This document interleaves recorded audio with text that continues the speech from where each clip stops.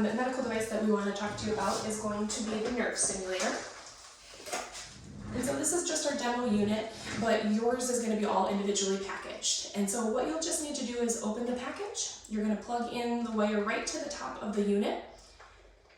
And then you will just need to slide on these rubber black pads. So you'll just slide them onto each of the leads. You are going to receive a bucket that looks similar to this, as well as a teaspoon, and several bottles of this blue electrolyte solution.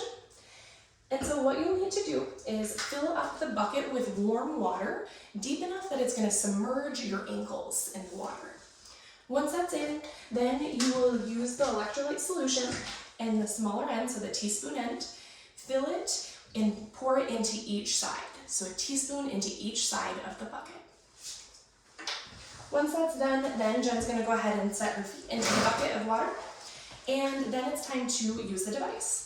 So we'll just put one of these leads into each side of the bucket, and they just need to be submerged in the water. They don't need to be touching her feet, just submerged. And then whichever end that you're plugged into is going to be the dial you use. And so you'll just turn this dial on slightly. In the beginning, we just recommend that you start out slow, and ultimately we want you to turn it up until you can feel a sensation. The sensation typically is a prickly sensation, but depending on your neuropathy severity, then you might not feel anything at all. But a good indicator is if later in the day or the next day you're feeling some additional soreness, then that is an indicator to you that you would just need to turn the rebuilder down. But once you're at your desired frequency, then you're just going to sit there for a half an hour. So as you can see, Jen could still be watching a show or reading a book. But once that's done, then she'll just turn the unit off and put everything away. This unit is controlled by battery, so it's just a regular 9-volt battery.